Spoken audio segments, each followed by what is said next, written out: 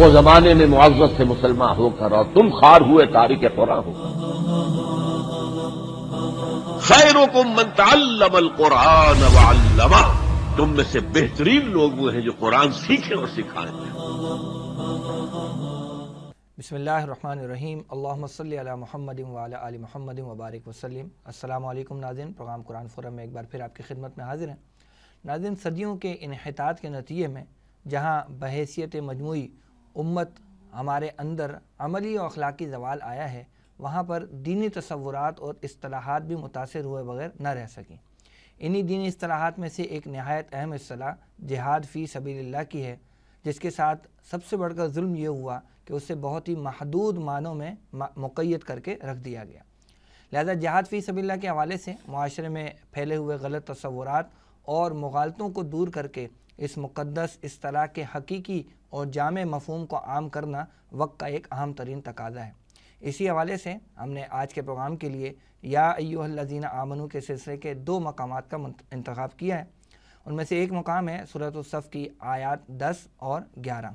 ان آیات میں اللہ سبحانہ و تعالیٰ ارشاد فرماتے ہیں، اعوذ باللہ من الشیطان الرجیم، بسم اللہ الرحمن الرحیم، یا ایھا الذین آمنوا هل ادلکم علی تجارۃ تنجیکم من عذاب علیم تؤمنون باللہ ورسولہ وتجاہدون فی سبیل اللہ باموالکم وانفسکم ذالکم خیر لکم ان کنتم تعلمون، صدق اللہ العظیم۔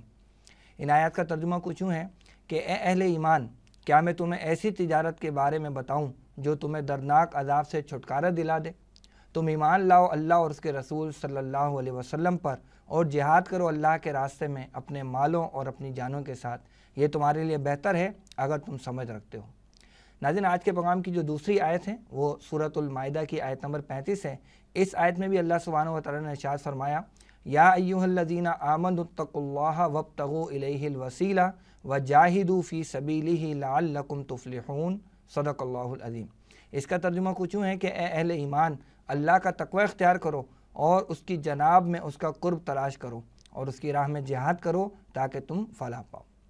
ناظرین، آئیے گفتگو کے سلسلے کو ہم آگے بڑھاتے ہیں اور ہمارے ساتھ حزب سابق موجود ہیں، ہمارے معزز مہمان، معروف دینی اسکالر و امیر تنظیم اسلامی محترم جناب شجاع الدین شیخ صاحب۔ آئیے ان سے گفتگو کرتے ہیں۔ السلام علیکم ورحمۃ اللہ وبرکاتہ۔ وعلیکم السلام ورحمۃ اللہ وبرکاتہ۔ شیخ صاحب مزاج اچھا؟ الحمدللہ، آپ خیریت سے ہیں؟ کرم و احسان ہے۔ شیخ صاحب، سورۃ الصف کی 2 آیتیں آج ہم نے پروگرام میں شامل کی ہیں، تو چونکہ اس سلسلے میں پہلی مرتبہ سورۃ الصف کی آیات کا ہم نے انتخاب کیا ہے، تو سب سے پہلے تو سورۃ الصف کے جو مضامین ہیں ان کا ایک خلاصہ ہمارے ناظرین کے لیے بیان ہو جائے۔ جزاک اللہ خیرا۔ بسم اللہ الرحمن الرحیم، اللہم صلی علی محمد وعلی آل محمد وبارک وسلم۔ سورۃ الصف قرآن پاک کے 28ویں پارے میں مدنی سورت ہے، اور اس کی آیت نمبر 9 بہت قیمتی اس معنی میں ہے کہ نبی اکرم علیہ السلام کے 23 برس کے کام اور محنت کے مشن کو بیان کیا گیا۔ سورۃ صف کی آیت نمبر 9 میں الفاظ ہے، لیظہرہ علی الدین کلی، قرآن حکیم اس لیے آپ کو عطا ہوا، دین حق دین اسلام اس لیے عطا ہوا کہ آپ اس دین حق کو کل نظام زندگی پر غالب فرما دیں۔ اس موضوع کو اگر ذہن میں رکھیں تو سورۃ صف کے مضامین بڑے اہمیت کے حامل ہیں۔ ابتدا میں ایمان والوں کو جھنجھوڑا گیا، لم تقولون ما لا تفعلون، کیوں وہ کہتے جو تم کرتے نہیں ہو۔ اللہ کو ماننے کا دعویٰ ہے، مگر اللہ کے احکامات تمہارے سامنے ٹوٹتے ہوں، تمہارے چہرے کا رنگ بھی تبدیل نہ ہو۔ نبی صلی اللہ علیہ وسلم کو ماننے کا دعویٰ ہے، مگر ان کے لائے ہوئے دین اور قائم کیے گئے دین پر آنچ آتی ہو، تمہیں پریشانی بھی نہیں ہوتی، جھنجھوڑا گیا ہے۔ پھر اللہ تعالیٰ نے، کیونکہ سورت کا نام الصف ہے نا، تو اللہ تعالیٰ نے صفوں کا ذکر کیا کہ اللہ تعالیٰ تو ان لوگوں کو پسند فرماتا جو اس کی راہ میں صفیں باندھ کر سیسا پلائی ہوئی دیوار کی طرح مضبوط ہو کر جنگ کرتے ہیں۔ تو اللہ تعالیٰ تو پسند کرتا ہے ان لوگوں کو جو راہ خدا میں جان تک کا نذرانہ پیش کریں، مگر اس کے کلمے کی سربلندی کی نیت کے ارادے کے ساتھ۔ اسی طرح سورہ صف میں اللہ تعالیٰ نے سابقہ امت بنی اسرائیل کا ذکر کیا۔ یہود نے جو موسیٰ علیہ السلام کا ساتھ نہ دیا، بلکہ یوں کہیے کہ بنی اسرائیل نے جو موسیٰ علیہ السلام کا ساتھ نہ دیا اور ان کے مشن میں شریک نہ ہوئے، ان کا ذکر آیا۔ پھر عیسیٰ علیہ السلام تشریف لائے تھے تو یہود موجود تھے، انہوں نے عیسیٰ علیہ السلام کے خلاف معاذ اللہ سازشیں کی۔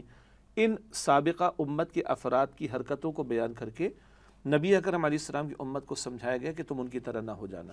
پھر اللہ تعالیٰ نے ترغیب و تشویق کا انداز بھی اختیار کیا۔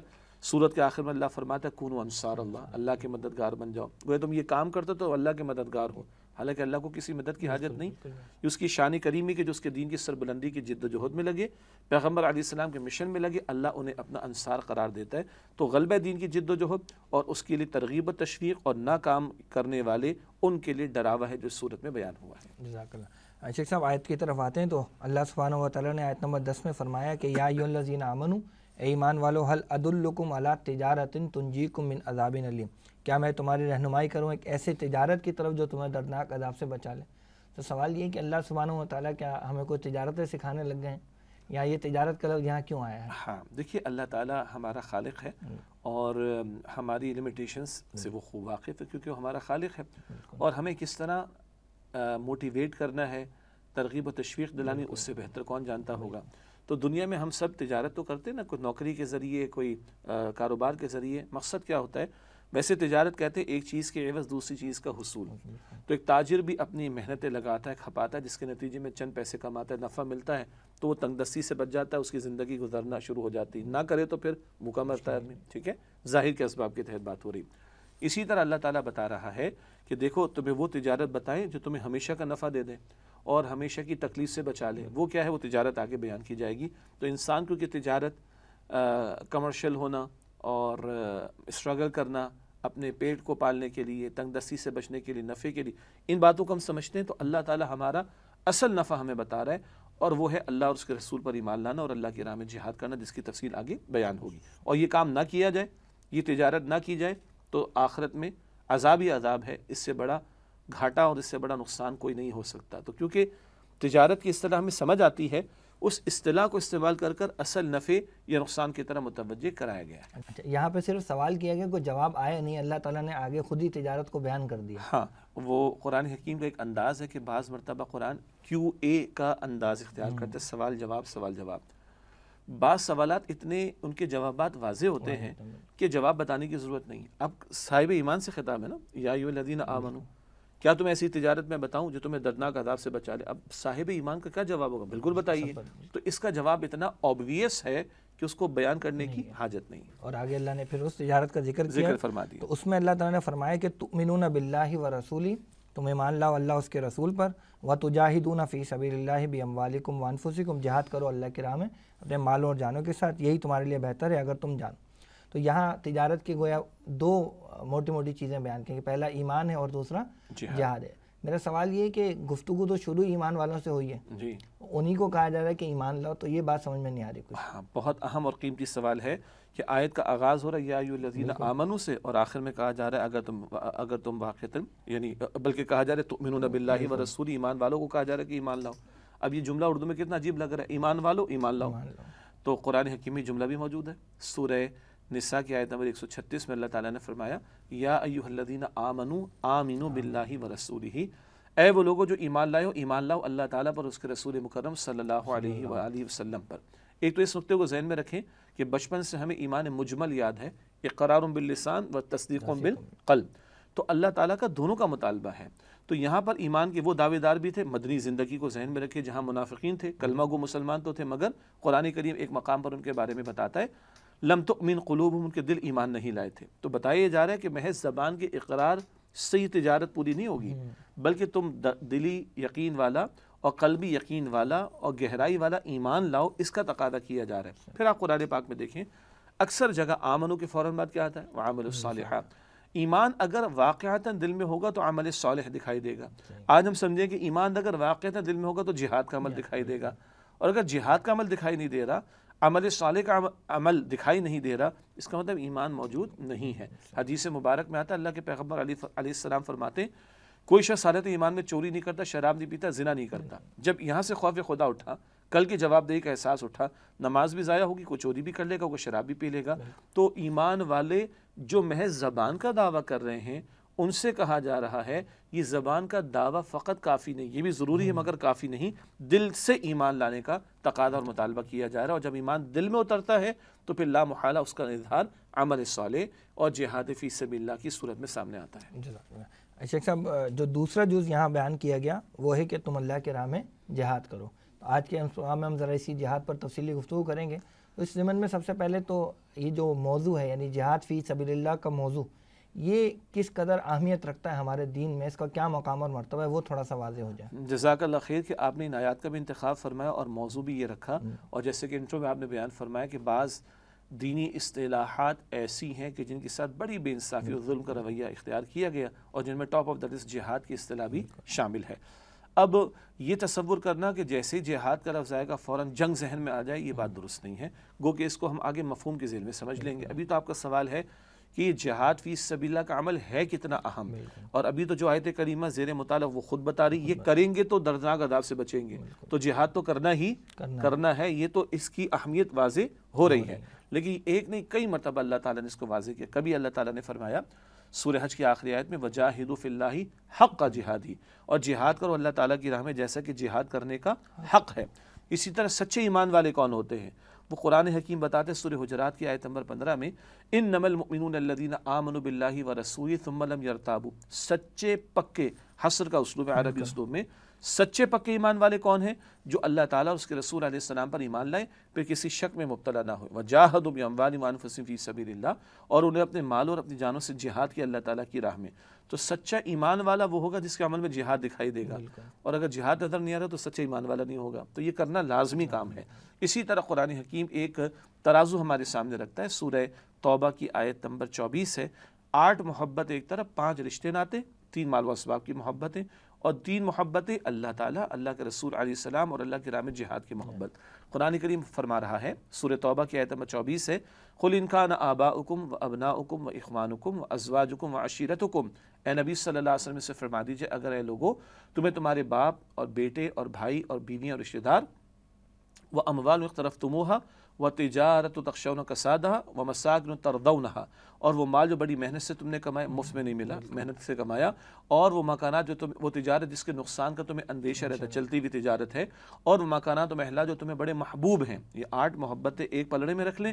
احب الیکم من اللہ ورسولہ وجہاد فی سبیلہ، یہ 8 ان میں سے کوئی محبت تمہیں زیادہ محبوب تر ہے اللہ کی راہ میں، اور اللہ کی محبت سے، اور اللہ کے رسول علیہ السلام کی محبت سے، اور اللہ کی راہ میں جہاد کی محبت سے، فتربصوا تو جاؤ انتظار کرو، ایک دھمکی کا سا انداز ہے، حتی یأتی اللہ بامری، یہاں تک کہ اللہ اپنا فیصلہ لے آئے، واللہ لا یہدی القوم الفاسقین، اللہ ایسے فاسقین کو ہدایت نہیں دیتا۔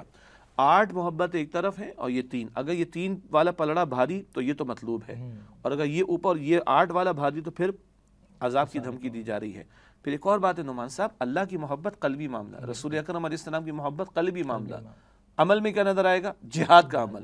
تو جہاد اتنا اہم ہے کہ اللہ اس کے رسول کی محبت کا اظہار اس سے ہوگا، جہاد اتنا اہم عمل ہے کہ ایمان دل میں ہے تو اس کا اظہار جہاد کے ذریعے سے ہوگا، اور اللہ تعالیٰ نے اس کا بڑا تاکیدی حکم میں عطا کیا۔ ایک مقام اور عرض کر دیتا ہوں کیونکہ ایک تو زیر مطالعہ آیت آ چکی ہے، اور ایک اور بھی آ جائے گی سورہ مائدہ کی آیت نمبر 35، کامیابی کے لیے جہاد کرنا ضروری۔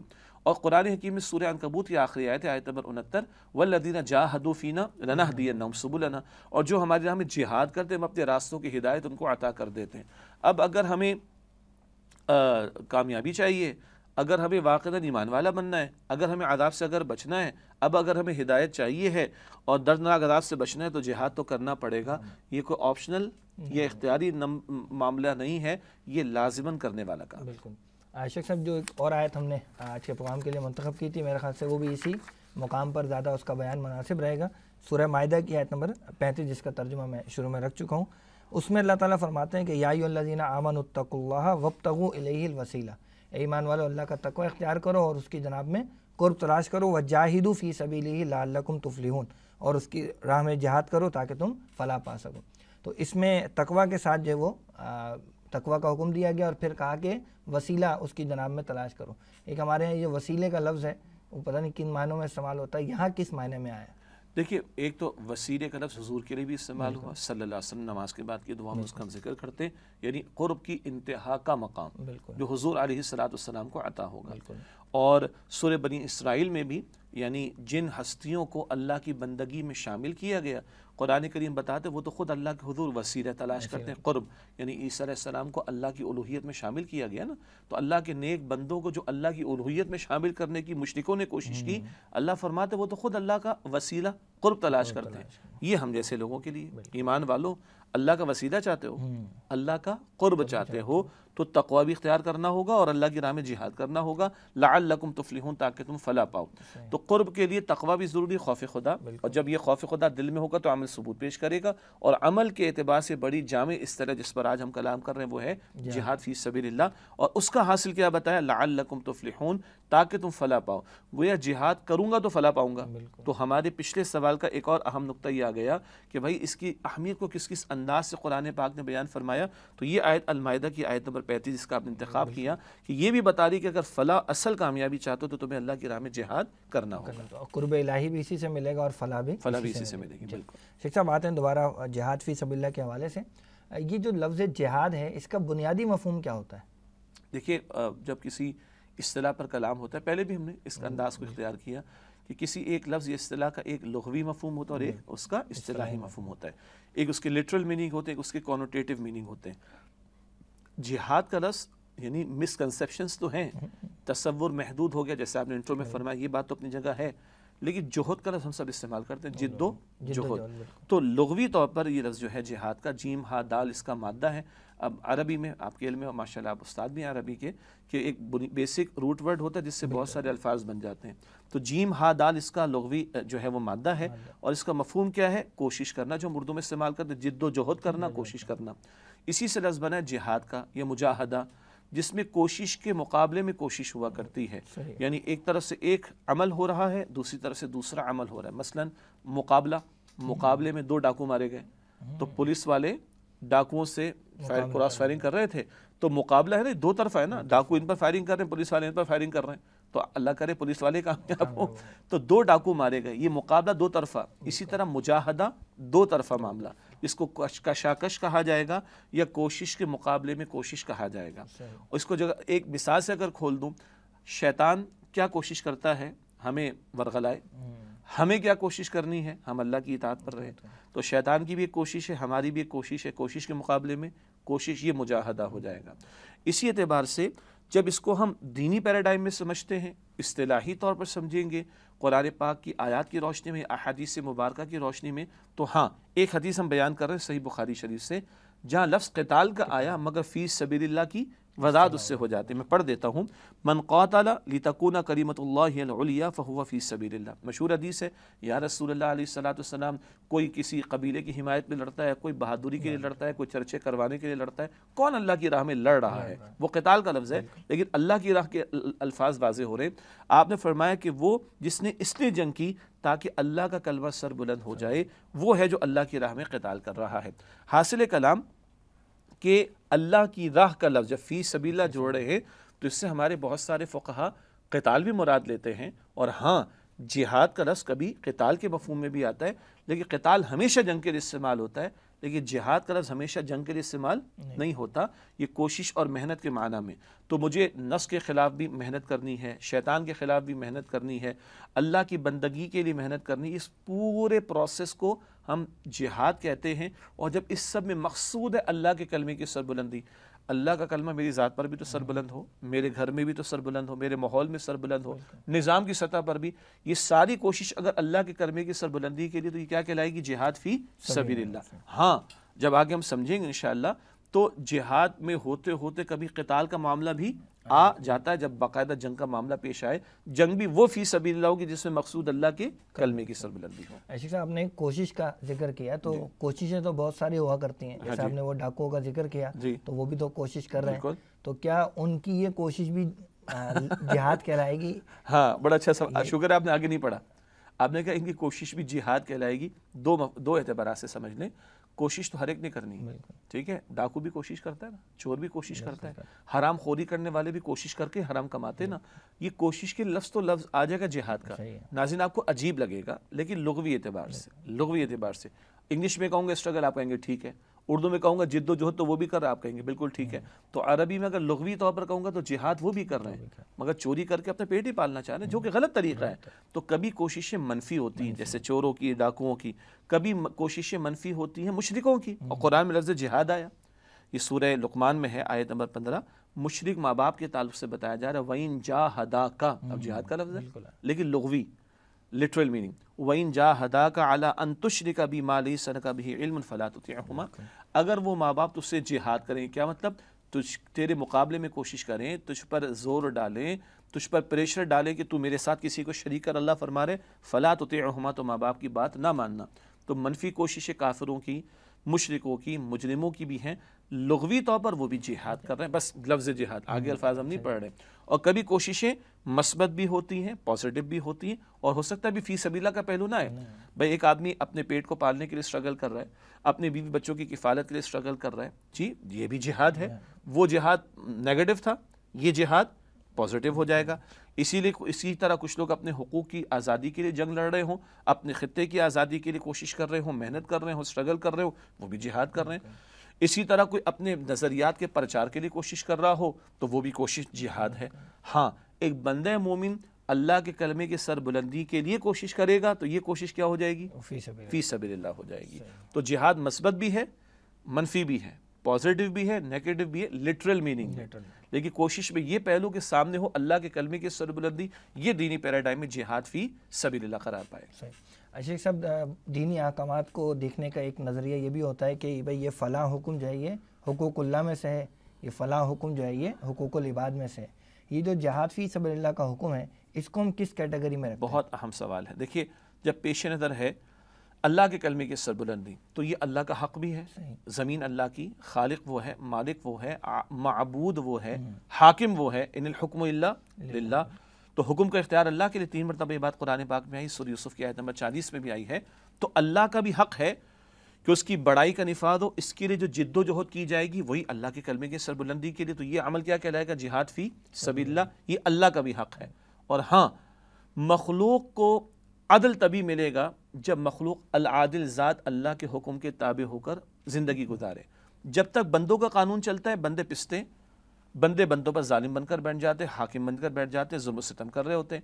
تو بندوں کا بھی حق ہے کہ ان کو ظلم و ستم سے نجات دلائی جائے، اور اس کا حاصل یا ذریعہ یہی ہے کہ اللہ کے حکم کو اور اللہ کے دین کو قائم اور غالب کرنے کی کوشش کی جائے۔ تو جہاد فی سبیل اللہ کا عمل یعنی اللہ کی زمین پر اس کے کلمے کی سربلندی کی جد و جہد کرنا، یہ حقوق العباد میں سے بھی ہے، تاکہ بندوں کو بندوں کی غلامی سے نکال کر بندوں کے رب کی غلامی میں لایا جا سکے۔ اس اعتبار سے بھی اس کی اہمیت بڑھ جاتی ہے کہ دونوں طرف سے تقاضے بالکل بالکل۔ اور جیسے ہمارے بہت سارے لوگ حقوق العباد کے بارے سے بڑے حساس ہوتے ہیں، جو کہ ہونا چاہیے، حقوق العباد کو تو بائی پاس کر جاتے ہیں جو کہ غلط بات ہے، لیکن جو حقوق العباد کے لیے بھی بہت زیادہ سینسیٹیو ہوتے ہیں وہ بھی تو دیکھیں، ہم بھوکوں کو کھانا کھلانے کی بات تو کر رہے ہیں، مگر ظالموں کی فیکٹریاں یا ظالم نظام جو ہے وہ بھوکوں کی پوری فیکٹریاں تیار کر کے بیٹھا ہوا ہے، اس ظالم نظام کو ختم کرنے کی کوشش نہیں کرے تو ہم نے کیا مخلوق کی واقعتاً خدمت کی؟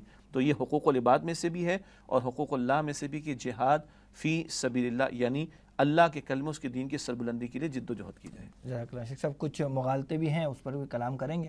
ناظرین پروگرام میں وقت ہوا ہے بریک کا، بریک کے بعد جب واپس آئیں گے تو جہاد فی سبیل اللہ کے حوالے سے جو کچھ مغالطے ہمارے معاشرے میں مسکنسیپشنز پائے جاتے ہیں ان پر انشاءاللہ ہم کلام کریں گے، اور اسی طرح سے ہماری زندگی میں یہ جہاد کہاں کہاں پر نظر آنا چاہیے اس پر بھی گفتگو ہوگی۔ فی الوقت اجازت دیجیے، السلام علیکم ورحمۃ اللہ وبرکاتہ۔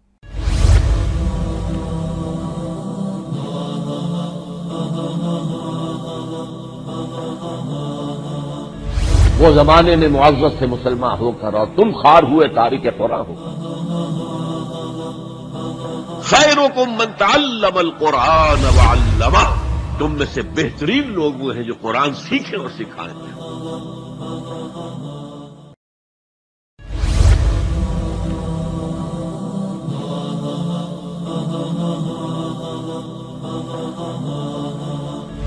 وہ زمانے میں معزز تھے مسلمان ہو کر اور تم خوار ہوئے تارک قرآن ہو۔ خیرکم من تعلم القرآن وعلمہ، تم میں سے بہترین لوگ وہ ہیں جو قرآن سیکھیں اور سکھائیں۔ السلام علیکم ورحمۃ اللہ وبرکاتہ۔ محترم ناظرین، پروگرام قرآن فورم میں ایک بار پھر آپ کو خوش آمدید کہتے ہیں۔ ناظرین، آج کے پروگرام میں ہم گفتگو کر رہے ہیں سورہ صف کی آیت نمبر 10 اور 11 اور سورۃ المائدہ کی آیت نمبر 35 کے حوالے سے جہاد فی سبیل اللہ کے مفہوم کو ہم سمجھنے کی کوشش کر رہے ہیں۔ اب تک جو بات ہمارے سامنے آئی ہے وہ جہاد کا لغوی مفہوم کیا ہوتا ہے، ساتھ ہی ساتھ اس کے اصطلاحی معنی کیا ہیں، جہاد فی سبیل اللہ کا جو تقاضا ہے وہ کس اہمیت کا حامل ہے، یہ بات بھی ہم پر واضح ہوئی، اور آخری بات ہم نے یہ سمجھی تھی کہ جہاد فی سبیل اللہ بیک وقت حقوق اللہ میں بھی ہے اور حقوق العباد کا بھی یہ حصہ بنتا ہے۔ آئیے گفتگو کے سلسلے کو آگے بڑھاتے ہیں۔ شیخ صاحب، گزشتہ کچھ عرصے سے جو بھی حالات بین الاقوامی طور پر رہے ہیں، معاملہ یہ رہا ہے کہ اب جب بھی کبھی کوئی لفظ جہاد استعمال کرتا ہے تو لوگوں کے ذہنوں میں فوراً جو ہے وہ تلوار، بندوق اور کچھ خاص قسم کے جو ہے ہیولے وہ ذہن میں آنا شروع ہو جاتے ہیں۔ کیا یہ تصور درست ہے؟ کیا جہاد صرف یہی ہے یا یہ تصور کچھ محدود ہو گیا، گڑبڑ ہے کچھ اس میں؟ جی، دو اعتبارات سے اس کو دیکھ لیں۔ ایک تو پچھلے 100 برس میں کم و بیش اسلام دشمنی کے لیے جتنی کوششیں کی گئیں اور مسلمانوں کی تعلیمات پر جتنے اعتراضات کیے گئے، ایک اس کا بھی شاخسانہ ہے کہ لفظ جہاد کو بدنام کیا گیا۔ حالانکہ آپ دیکھیے فلسطین کے مسلمانوں پر یہودی ظلم و ستم کرتا ہے، مگر اس کے لیے کوئی یہودیت کے طرف سے ظلم یہ الفاظ استعمال نہیں ہوتے۔ عراق میں جا کر، افغانستان میں جا کر امریکنز نے اور یورپینز نے لاکھوں لوگ شہید کر دیے، مگر کبھی ان کے لیے اس طرح کی انویژن کے لیے کرسچینٹی کا ذکر نہیں آیا۔ جہاں کہیں بھی آتا ہے اسلام کا نام آ جاتا ہے، مسلمانوں کو آگے کھڑا کیا جاتا ہے اور ان کے اوپر بمبارڈمنٹ کی جاتی ہے انٹلیکچوئل لیول پر۔ میں کہتا ہوں اس کو فکری طور پر یہ ڈرون حملے ہیں کہ ذہنوں کو خراب کیا جا رہا ہے، اور اسلامک جہاد اور نہ جانے کون کون سی اصطلاحات، یہ تو ہے غیروں کا معاملہ۔ اپنوں کا بھی حال یہ ہے کہ ماضی میں بعض بزرگوں نے کتابوں میں لکھا کہ بھئی جیسے جہاد کا لفظ استعمال ہوتا ہے تو بس فوراً سے داڑھی والے، ٹوپی والے 4 افراد ذہن میں آئیں گے، آستینیں جنہوں نے چڑھائی ہوں گی، بڑے بڑے خنجروں کے لوگوں کو مارنا شروع کر دیں گے۔ یہ مسکنسیپشن ہے۔ جیسے ابتدا میں ہم نے تھوڑی دیر پہلے سمجھا، جہاد کا لغوی مفہوم کیا ہے، اصطلاحی مفہوم کیا ہے، کوشش، محنت، اسٹرگل، جد و جہد، اور تاکہ اللہ کے کلمے کی سربلندی کا آبجیکٹو ہمارے سامنے رہے۔ ہوا یہ ہے کہ جہاد اور قتال کو بالکل مکس کر دیا گیا۔ قتال صرف جنگ کے لیے استعمال ہوتا ہے، لیکن جہاد کبھی قتال کے لیے بھی استعمال ہوا، سورہ توبہ میں استعمال ہوا، غزوہ تبوک کا بیان ہے، لیکن جہاد ہمیشہ قتال یعنی جنگ کے لیے استعمال نہیں ہوتا۔ تو ایک غلط فہمی یہ ہے کہ جب بھی لفظ جہاد استعمال ہوگا تو بس قتال یعنی جنگ، حالانکہ ہم نے کچھ دیر پہلے کئی آیات کا ذکر کیے تو ہر مسلمان نے کرنا ہے، نجات کے لیے ضروری ہے، ہدایت کے لیے ضروری ہے، ایمان کا اظہار اس سے ہوگا، اللہ تعالیٰ اس کے رسول علیہ السلام کی محبت کا اظہار اس سے ہوگا، فلاح اس سے ملے گی، قرب اس سے ملے گا۔ تو جنگ تو کبھی کبھی ہوتی ہے اور جہاد تو ایمان کا تقاضا، مستقل کیا جانے والے کام۔ تو ایک ہی اصل مغالطہ ہے اور وہ ہے جہاد اور قتال کو بالکل برابر کر دینا۔ اچھا بھائی جنگ تو کبھی کبھی ہوتی، تو ایک اصطلاح ہمارے چلتے کہ کچھ لوگ کر لیں گے تو فرض ادا ہو جائے گا، نماز جنازہ ہے، کچھ لوگ ادا کر لیں گے، فرض کفایہ سب کی طرف سے ادا ہو گیا۔ جب جنگ ہوگی تو دیکھی جائے گی بھائی اب تو فوجیں موجود جا کے لڑ لیں گے، باقی مسلمان فارغ ہو گئے، حالانکہ ایمان کا تقاضا ہے، اللہ اس کے رسول کی محبت کا تقاضا صلی اللہ علیہ وسلم۔ تو جب جہاد کو فقط جنگ سمجھ لیا گیا تو بھائی یہ تو ہمارے کرنے کا کام ہی نہیں، فارغ۔ اور ہم یہ آج پوری آیت کریمہ کے مطالعے میں سمجھ رہے ہیں کہ دردناک عذاب سے بچنے کے لیے جہاد کرنا پڑے گا۔ اور پھر اس سے بڑھ کر نقصان کیا ہوا، اس سے بڑھ کر ایک بات یہ ہوئی، جب مسلمان لڑ رہے جہاد کر رہے، یہ کیا بات ہوئی؟ یعنی رشینز گئے تھے افغانستان سے تو وہاں کے وار لارڈز نے آپس میں لڑنا شروع کر دیا، تو مسلمان لڑے تو جہاد ہو رہا ہے۔ یا ایران عراق کی جنگ ہوتی رہی، ہاں ایک کو فیول دیا امریکہ نے، ایک کو فیول دیا نہیں بھڑکایا برطانیہ نے، بعد میں سب باتیں کھل گئیں، تو مسلمان لڑتے رہیں گے تو کیا یہ جہاد ہو رہا ہے؟ انا للہ و انا الیہ راجعون۔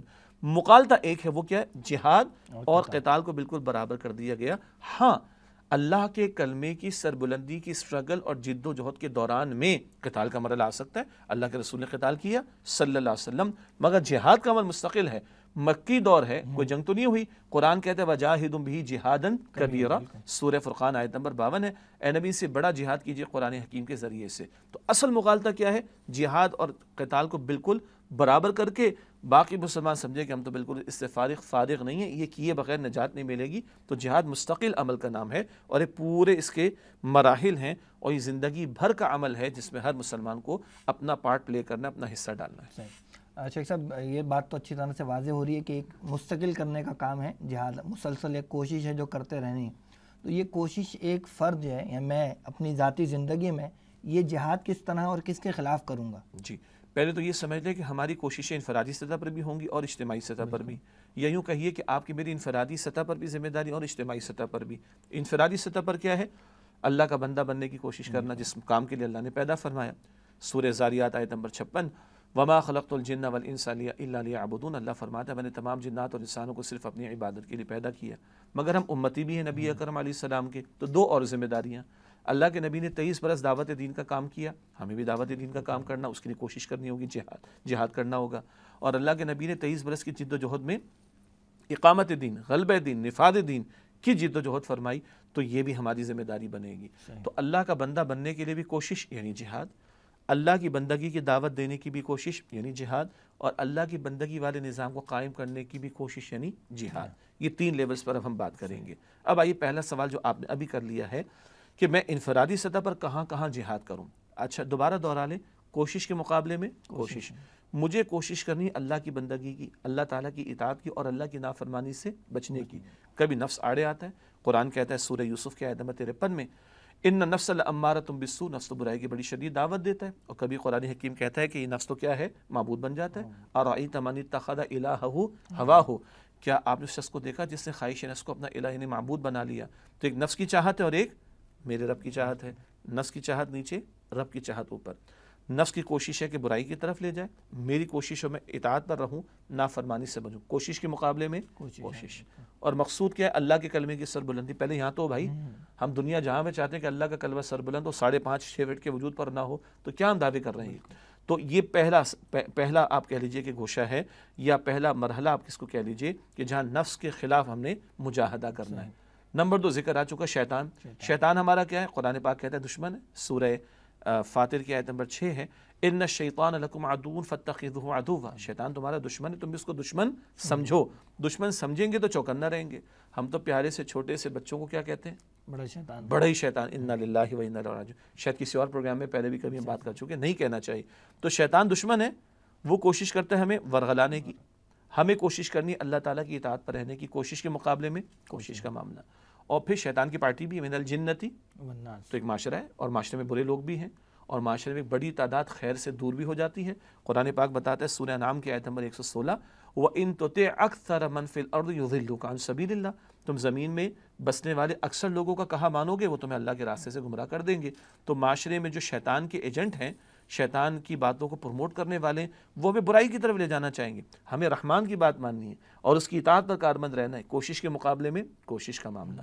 تو یہ ہے نفس کے خلاف بھی، شیطان کے خلاف بھی، اور بگڑے ہوئے معاشرے کے برے افراد کی کوششوں کے خلاف بھی جہاد، تاکہ میں اللہ کی بندگی کرتا چلا جاؤں جس مقصد کے لیے اللہ نے مجھے پیدا فرمایا. شیخ صاحب کچھ ایسے عوامل ہوں گے جو میرے مددگار بن سکیں اس مرحلے پر جہاد کرنے میں؟ بہت اہم بات ہے. اگر ہم اس کو یوں ریفریز کر لیں، کیا ذرائع ہو سکتے ہیں، تو دیکھیے ہمارے ناظرین کو بھی الفاظ یاد ہے، بِأَمْوَالِكُمْ وَأَنفُسِكُمْ. بار بار قرآن کہتے ہیں جہاد کرنا ہے مال سے بھی اور جان سے بھی. تو جب تک اللہ کی راہ میں مال خرچ نہیں کرتا نا، یہ مال کی محبت کا بریک اگر لگا رہا تو مسئلہ خراب ہے. مال آئے اور اللہ کی راہ میں جاتا رہے تو مال بھی پاک ہوگا، دل بھی صاف ہوگا. اللہ کی راہ میں مال بھی خرچ کرنا ہے. پھر جان کو کھپانا ہے. صبح اٹھنا تو ہوگا نا فجر کے لیے، سردی ہے تو نرم بستر چھوڑنا ہوگا، گرمی ہے تو راتیں مختصر ہوتی ہیں تو نیند چھوڑنی ہوگی، قربانی دینی ہوگی. تو جان بھی لگے گی، مال بھی لگے گا. اسی طریقے پر قرآن پاک ہے. جتنا میرا ایمان بڑھتا ہے، اللہ ہم سب کے ایمان میں اضافہ عطا فرمائے. قرآن سے جتنا ایمان بڑھے گا، عمل میں میرے قدم آگے بڑھتے جائیں گے انشاءاللہ تعالی. اور ایک اہم نعمان صاحب جو بات ہے نا، وہ ہے خیر کا ماحول. اگر میں نیک لوگوں کے ساتھ، قرآن پاک بھی کہتا ہے اتقوا اللہ وکونوا مع الصادقین. سورہ توبہ کی آیت نمبر 119 ہے، اللہ کا تقوی اختیار کرو، نیک لوگوں کے ساتھ جڑ جاؤ. ماحول خیر کا ہوتا ہے تو خیر کا کام کرنا آسان ہوگا، بدی سے نفرت بھی ہوگی. اپنے جیسے لوگوں کو دیکھوں گا تو ترغیب و تشویق ملے گی. تو قرآن سے تعلق، قرآن پاک کی باقاعدہ تلاوت مگر تدبر کے ساتھ، قرآن حکیم کی انڈرسٹینڈنگ، دروس قرآن کی محافل، قرآن کی محفلوں میں جانا، مال خدا کی راہ میں خرچ کرنا اور جان کو کھپانا اللہ کی اطاعت کرنے کے لیے، ان وجود کو اللہ کی جو ہے وہ نعمت سمجھ کے اطاعت میں استعمال کرنا اور خیر کے ماحول کو اختیار کرنا. تو اس پہلی منزل کی جو مراحل میں ہم نے جہاد کرنا ہے، ہمیں بہت معاونت ملے گی انشاءاللہ. صحیح. ایسے آپ نے بھی ذکر کیا اور ویسے بھی آتا ہے کہ لوگ دین کی دعوت کا کام کرتے ہیں، اللہ کا پیغام اللہ کے بندوں تک پہنچانے کی کوشش کرتے ہیں. تو کیا یہ کوشش بھی جہاد فی سبیل اللہ میں شمار ہوگی، اور اگر ہوگی تو اس کی کیا صورتیں ہو سکتی ہیں؟ پہلی بات بالکل ہوگی، اس لیے کہ جیسے کہ ذکر کیا گیا، ہم پر اکیلے اللہ کا بندہ بن جانا یہ کافی نہیں ہے. اور فقط اتنی ذمہ داری نہیں، ہم امتی ہیں نا نبی اکرم علیہ السلام کے.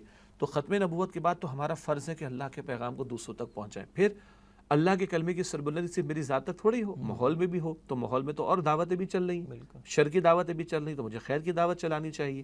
تو یہ تو پہلا جواب اس تعلق سے کہ یہ کرنا میرا فرض ہے، یہ کرنا لازم اور یہ کرنا ضروری ہے، اس کے بغیر گزارا نہیں ہے. ہاں یہاں بھی 3 باتیں آ جائیں گی. پہلے بھی 3 باتیں تھیں، پھر دوبارہ 3 باتیں آ رہی.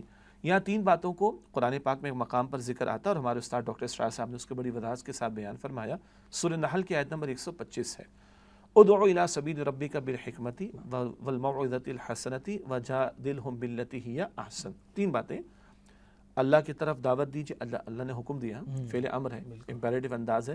ادعو الی سبیل ربک، اپنے رب کے راستے کی طرف بلائیے. بالحکمہ، حکمت سے مراد دلائل ہے. یہاں پر مستحکم مضبوط کو کہتے ہیں نا، فکر کا پختہ ہو جانا، دلائل کا پختہ ہونا.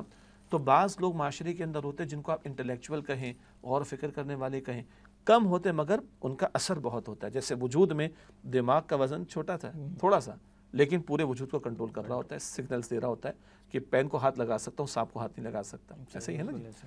تو چند افراد ہوتے ہیں لیکن وہ ذہین ہوتے ہیں، انٹلیکچوئلز ہوتے ہیں. ان کے سامنے دلائل کے ساتھ دعوت پیش کرنا. اچھا، اور انٹلیکچوئلز کے اندر شرکی دعوتیں بھی چل رہی ہیں. بالکل چل رہی. تو دونوں دعوت کے مقابلے میں دعوت، ٹکراؤ، جہاد ذہن میں رہے. نمبر 2، والموعظۃ الحسنہ، عمدہ واعظ کے ذریعے. یہ تقریباً 90% لوگوں کی بات ہو رہی جو عوام الناس ہوتے ہیں. عوام الناس کے بعد دماغ، یعنی یہ دماغ تو ہے لیکن وہ انٹلیکچوئل اتنے نہیں ہوتے، نہ کوئی فلسفیانہ سوالات ان کے ہوتے ہیں. دل سے جو بات نکلتی ہے اثر رکھتی ہے، یعنی صدق دل سے، ہمدردی کے جذبے کے ساتھ، دلجوئی کرتے ہوئے، اپنے کردار کی گواہی پیش کرتے ہوئے حق بات ان کے سامنے رکھیں، وہ قبول کر لیتے ہیں. اور تیسرا قرآن بتا رہا ہے وَجَادِلْهُم بِالَّتِي هِيَ أَحْسَنُ، ان سے جدال کیجئے، مباحثہ کیجئے، مگر احسن، بہترین، سب سے بہترین انداز سے. ایک طبقہ ہوتا ہے میں نہ مانو والا، جو نہ مانتا ہے نہ ماننے دیتا ہے، نہ کھیلتا ہے نہ کھیلنے دیتا ہے. بہرحال وہ اعتراضات بھی کرتے ہیں. تو یہ اعتراضات کرنے والے لوگ ہوا کرتے ہیں، فتنے اٹھانے والے لوگ ہوا کرتے ہیں. ان کو جواب دینا ضروری ہے. کیوں؟ ایک، جو قبول کر چکے ان کا ایمان خراب نہ کریں، اور ہو سکتا ہے ان کو جواب ملے تو شاید ان میں سے بھی کوئی حق کی طرف آ جائے. یہ 3 سطح ہیں، ذہین افراد، عوام الناس اور فتنہ پرور قسم کے لوگ. ان کو بھی دعوت دینی ہے. دعوتیں اور بھی ہیں، ہمیں حق کی دعوت دینی ہے. دعوت کے مقابلے میں دعوت چلے گی تو یہ بھی جہاد ہوگا. اچھا صاحب، یہ جو دین کا پیغام دوسروں تک پہنچانا ہے، تو یہاں پر ہمارے پاس کیا ذرائع ہیں جن سے ہم مدد لے کر جہاد کریں؟ بالکل، دیکھیے پہلی بات تو ہے کہ قرآن حکیم خود سب سے بڑا ذریعہ ہے، اور جا بجا مختلف پیراؤں میں اللہ تعالیٰ نے توجہ دلائی. ایک آیت کا تھوڑی دیر پہلے حوالہ بھی ہے، وَجَاهِدْهُمْ بِهِ جِهَادًا كَبِيرًا. مکی دور کی صورت ہے. یہاں جہاد جنگ کے معنی میں نہیں، بلکہ جو اعتراضات ہیں ان کے جوابات دیے جائیں، اور جو شبہات ان کو رفع کیا جائے. تو ان سے بڑا جہاد کیجیے قرآن کے ذریعے. سورہ فرقان آیت نمبر 52 ہے. سورہ قاف کے آخر میں فذکر بالقرآن من یخاف وعید، اے نبی تذکیر کیجیے، یاد دہانی کرائیے قرآن کے ذریعے اس کو کہ جو اللہ کی وعید سے ڈرتا ہو. یا ایھا رسول بلغ ما انزل الیک من ربک، سورہ المائدہ کی آیت نمبر 67 ہے. اے رسول، جو آپ پر اللہ کی طرف سے نازل کیا گیا اس کی تبلیغ کر دیجیے. لتبشر بہ المتقین وتنذر بہ قوما لدا، سورہ مریم کے آخر میں آتا ہے. قرآن کیوں عطا ہوا؟ آپ کی زبان میں کیوں آسان کیا گیا؟ اس کے ذریعے بشارت دیجیے، اور اس کے ذریعے جھگڑالو قسم کے لوگوں کو اللہ کے عذاب سے ڈرائیے. تو اولین ذریعہ خود قرآن حکیم ہے. پھر اللہ نے جو صلاحیتیں دی، مال بھی خرچ ہوگا طباعت کے لیے، نشر و اشاعت کے لیے. پھر آج جو بھی ٹیکنالوجی اویلیبل ہے اس کو مسلمان کرنا ہے، اور ان ذرائع کو جن کے ذریعے شر پھیل رہا ہے، شیطان کی دعوت جاری ہے. تو ہمارے استاد ڈاکٹر اسرار صاحب کہتے تھے اللہ نہیں پوچھے گا تم نے رحمان کی دعوت کیوں نہیں پہنچانے کی کوشش کی. البتہ یہ جو میڈیا کی میں نے بات کی، ٹیکنالوجی کی، اس کا شر کا پہلو اس کو ہمیں مائنس کرنا پڑے گا. یہ ذہن میں رہے، دین کا وقار بھی کسی شے کا نام ہے. اس مرحلے پر بھی اگر میں ایک اجتماعیت اختیار کر لیتا ہوں، کوئی انجمن، کوئی ادارہ، کوئی تنظیم، کوئی جماعت، کوئی انسٹیٹیوشن، تو مجھے کام کرنے کے مواقع بھی مل جاتے، اور بہت ساری سہولتیں، بہت ساری سہولیات اور افراد پول ہو جاتے، تو کام کرنا دعوت کا آسان ہو جاتا ہے. چنانچہ کو جماعت اختیار کرنا قرآن پاک کہتا ہے سورہ آل عمران کی آیت نمبر 104، وَلْتَكُم مِّنكُمْ أُمَّةٌ يَدْعُونَ إِلَى الْخَيْرِ، چاہیے کہ تم میں سے جماعت ایک گروہ جو لوگوں کو خیر کی طرف بلائے، اور وَيَأْمُرُونَ بِالْمَعْرُوفِ وَيَنْهَوْنَ عَنِ الْمُنكَرِ، بھلائی کا حکم دے، بدی سے روکے. تو قرآن پاک بھی مال کا خرچ کرنا، وقت کے جو بھی دستیاب میڈیمز ہیں ان کو استعمال کرنا، ذرائع میڈیا کے ہوں، وقار کے ساتھ، دینی وقار کے ساتھ، اور اجتماعیت کو بندہ اختیار کر لے، تو یہ دعوت دین کا کام کرنے والا جہاد بھی انسان کے لیے انشاءاللہ آسان ہو جائے گا. شیخ صاحب، آپ نے 2 مراحل تو الحمدللہ بہت اچھے سے واضح کر دیے. ذاتی زندگی میں کیا کیا مراحل ہوں گے، کیا ذرائع ہوں گے اس طریقے سے دین کا پیغام دوسروں تک پہنچانا. جب بات آئے گی باطل سے ٹکراؤ کے حوالے سے، تو وہاں پر جہاد کی کیا صورتیں پیش آ سکتی ہیں؟ دیکھیے یہاں پہلے تو وضاحت ضرور ہے کہ یہاں ہم باطل سے کیا مراد لے رہے ہیں. صحیح. جب ہم نے بات کی کہ ہمیں خود اللہ کا بندہ بننے کی کوشش کرنی ہے، جہاد. اللہ کی بندگی کی دعوت دینے کے لیے کوشش کرنی ہے، جہاد. اب ہے اللہ کی بندگی پر مبنی نظام کو قائم کرنے کی جد و جہد کرنا. تو کوئی موجود سسٹم اگر ہے جس میں اللہ کی شریعت نافذ نہیں، تو وہ سسٹم باطل ہے، اور اس سسٹم کو اللہ کے عطا کردہ دین کے تابع کرنے کی جد و جہد کرنا ہمارا فرض ہے. یہی اللہ کے رسول کا مشن تھا. 3 دفعہ قرآن میں آتا ہے، سورہ صف کی آیت نمبر 9 بھی صلی اللہ علیہ وسلم کہ لیظہرہ علی الدین کلی، کہ آپ اس دین حق کو کل نظام زندگی پر غالب فرما دیں۔ جب اس سطح پر جہاد کرنا ہوگا تو یہ کوئی آسان بات نہیں ہے۔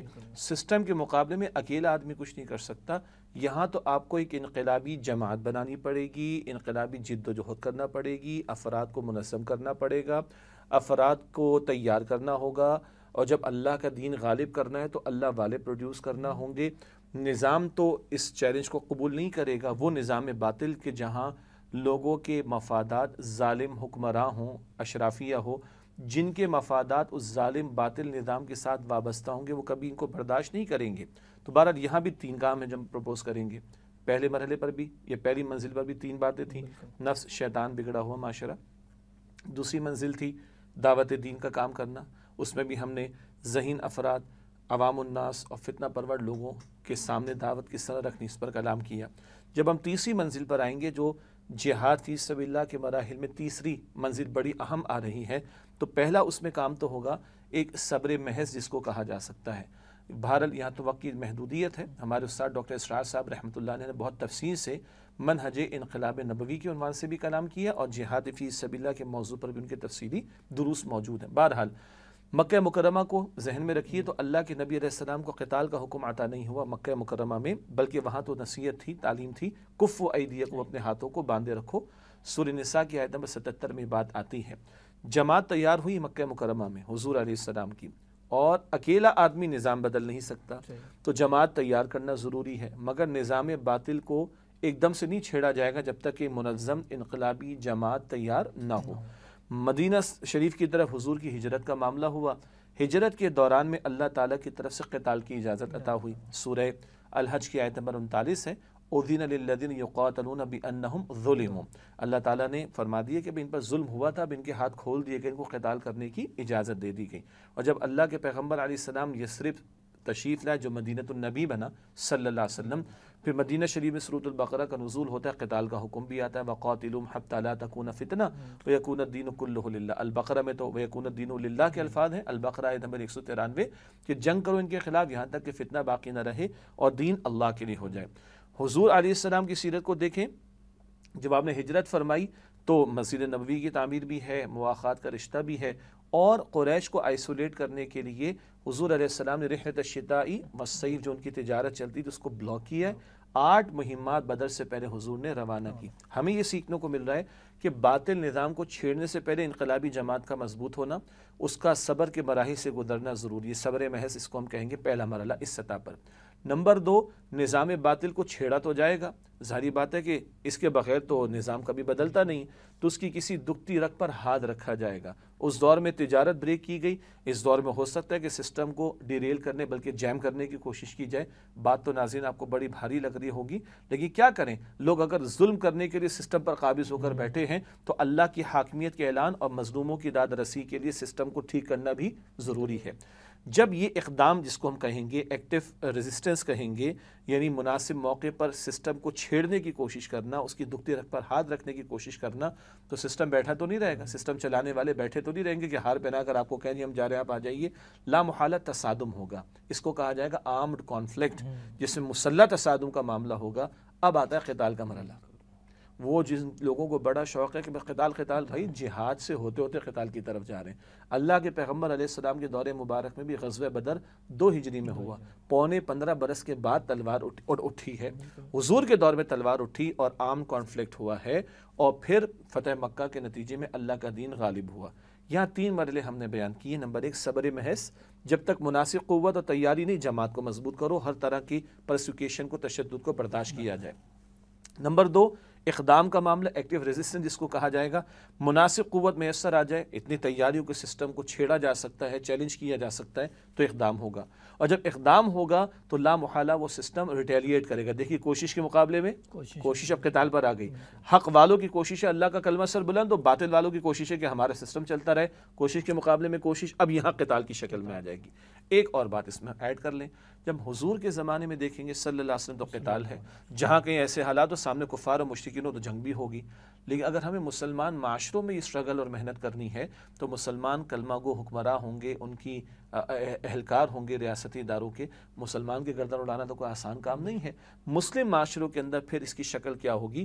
کسی منکر کے خاتمے کے لیے منظم تحریک برپا کی جائے، سسٹم والوں سے تقاضا کیا جائے۔ سود کے خاتمے کی بات ہے، سب کا اتفاق ہے کہ سود حرام ہے، بے حیائی کا خاتمہ، تو یہ بھی ایک تصادم کی شکل ہوگی، مگر یہاں جان دینے کی بات ہوگی، جان لینے کی بات نہیں کی جائے گی۔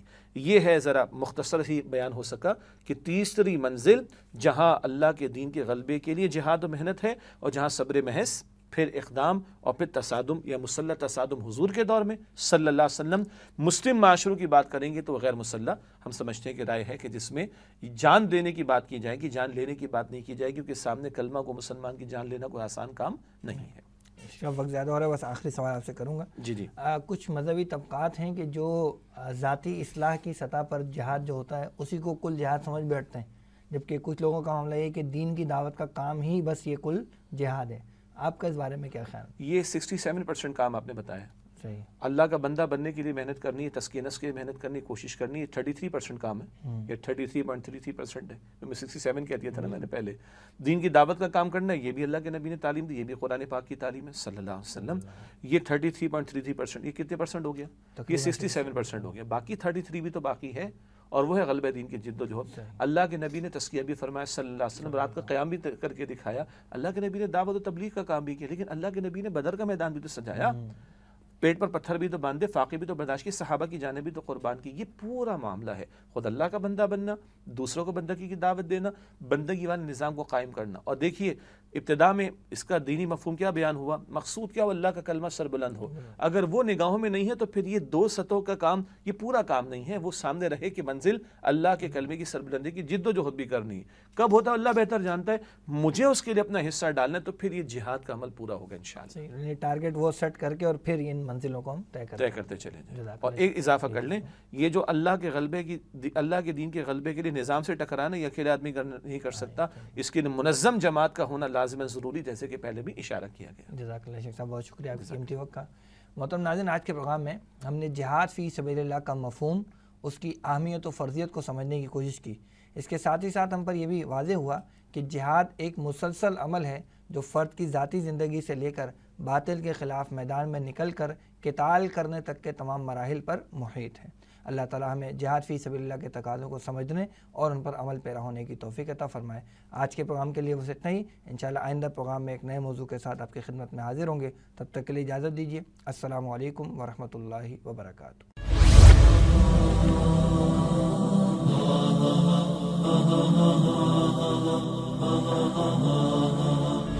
وہ زمانے میں معزز تھے مسلمان ہو کر، اور تم خوار ہوئے تارک قرآن ہو۔